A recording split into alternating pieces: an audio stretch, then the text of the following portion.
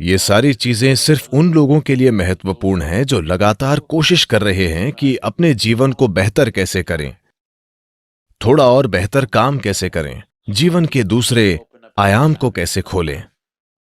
अगर ऐसी चिंताएं हैं, फिर आप इस मशीन में किस तरह का भोजन या ईंधन डालते हैं, ये बहुत बहुत महत्वपूर्ण है। योगिक संस्कृति में हम भोजन को 3 वर्गों में बांटते हैं: पॉजिटिव प्राणिक भोजन, नेगेटिव प्राणिक भोजन और जीरो प्राणिक भोजन।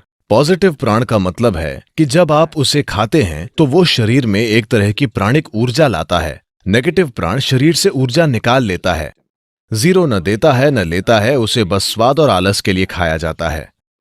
तो If you eat positive pranic food, energy will reverberate in a dynamic way.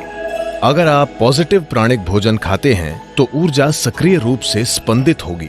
खासकर कुछ चीजें जो बहुत ज्यादा पॉजिटिव हैं, उनमें से एक है सफेद कद्दू। सफेद कद्दू बहुत ज्यादा पॉजिटिव है। आप मेरे ख्याल से इन दिनों आप सिर्फ उसे अपने घर के सामने लटकाते हैं या सड़क के 3 कोनों पर तोड़कर भैंस को दे देते हैं, लेकिन आप उसे नहीं खाते। नहीं, इसे खाना चाहिए क्योंकि इस सब्जी में इतनी ज्यादा प्राणिक ऊर्जा होती है। आप उसे अपने घर के सामने लटकाते हैं ताकि वहां अच्छी ऊर्जा हो, लेकिन अगर उसमें इतनी ज्यादा ऊर्जा है तो क्या उसे अपने अंदर डालना अच्छा नहीं होगा? उसे आपके अंदर डालना अच्छा है, खासकर अगर आप इस पर कई प्रयोग हुए हैं। अगर आप रोजाना 1 गिलास सफेद कद्दू का जूस पिएं तो आपके शरीर में कैंसर कोशिकाओं की संख्या बहुत कम हो जाएगी और आप साफ तौर पर देखेंगे कि आपकी बुद्धि की तीक्ष्णता बढ़ जाएगी। खासकर बच्चों को सफेद कद्दू का जूस जरूर पीना चाहिए। रोज सफेद कद्दू खाने से आप साफ साफ देखेंगे कि आपका दिमाग बहुत स्पष्ट और तेज हो गया है। कुछ हफ्तों तक सफेद कद्दू का सेवन करने से ही यह दिखने लगेगा। आप देखेंगे कि सुबह आप कॉफी पीते हैं, वो आपको चिड़चिड़ाहट के साथ ऊर्जा देता है। आप 1 गिलास सफेद कद्दू का जूस पिएं, वो आपको जबरदस्त ऊर्जा देगा। साथ ही वो आपको बहुत बहुत शांत भी रखता है। आप उसे जितना पी सकें उतना पीना चाहिए। लेकिन वे लोग जिन्हें अस्थमा है, जिन्हें आसानी से सर्दी खांसी हो जाती है, ऐसे लोग अगर सफेद कद्दू का जूस पिएंगे तो आपको तुरंत सर्दी हो जाएगी, क्योंकि ये शरीर को ठंडा करता है। अगर ऐसी समस्या है तो ऐसे लोगों को हमेशा सफेद कद्दू के जूस में थोड़ा सा शहद या काली मिर्च डालकर पीना चाहिए। ये सफेद कद्दू के ठंडक लाने वाले असर को कुछ हद तक कम कर देगा।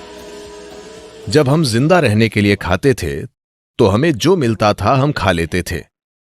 अब जबकि हम चुन सकते हैं, हमें वो चुनना है जो शरीर के लिए सबसे अच्छा है। अगर हम इस तरह नहीं चुनते तो हम किसी तरह जीकर चले जाएंगे।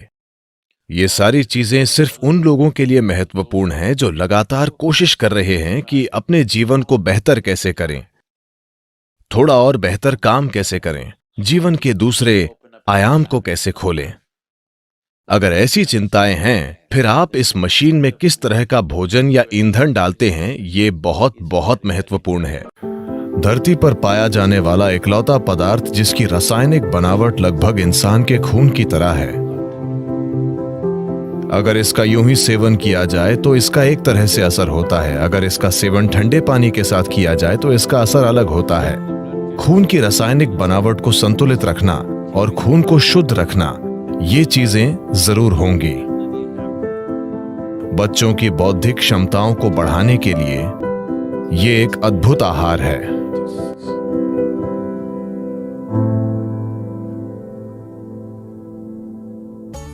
शहद उन सबसे अच्छी चीजों में से एक है जिनका आप सेवन कर सकते हैं। मानसिक स्थिरता, शारीरिक खुशहाली, जीवन शक्ति, इन सभी चीजों को काफी हद तक बढ़ाया जा सकता है सिर्फ रोजाना शहद के सेवन से।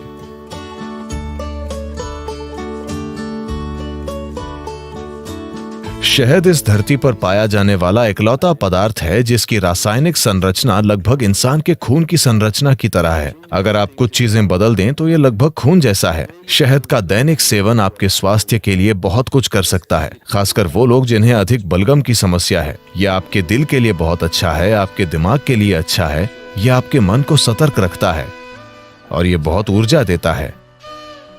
तो हर दिन शहद का सेवन बहुत कुछ कर सकता है। खासकर अगर आपके बढ़ते बच्चे हैं तो उन्हें रोज शहद का सेवन करना चाहिए। ये उनकी बुद्धि और हर तरह के विकास के लिए बहुत कुछ करेगा। सफेद कद्दू भी।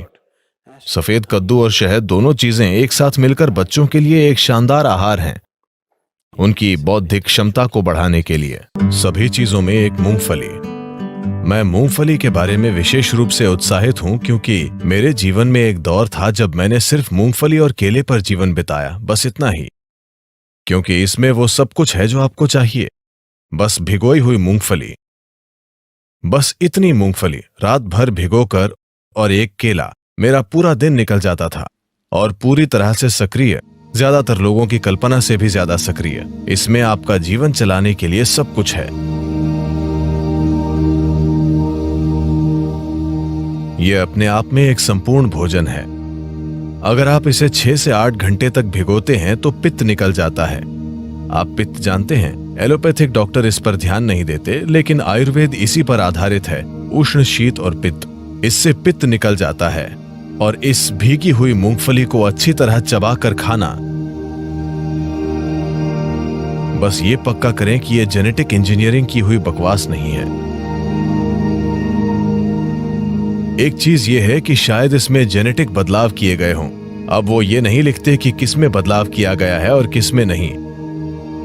एक और चीज ये है कि आप इस हद तक फर्टिलाइजर और कीटनाशक डाल रहे हैं कि मूंगफली अब मूंगफली नहीं रही। बस ये पक्का करें कि वो ऑर्गेनिक मूंगफली हो।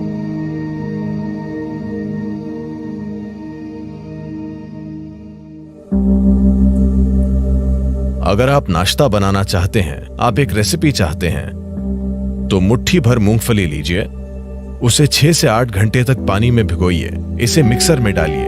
अगर आप कोई फल डालना चाहते हैं तो एक केला या आप जो चाहें वो डालें। केला उसमें अच्छा लगता है। आप कोई दूसरा फल भी डाल सकते हैं। अगर आप चाहें तो थोड़ा शहद भी डालें।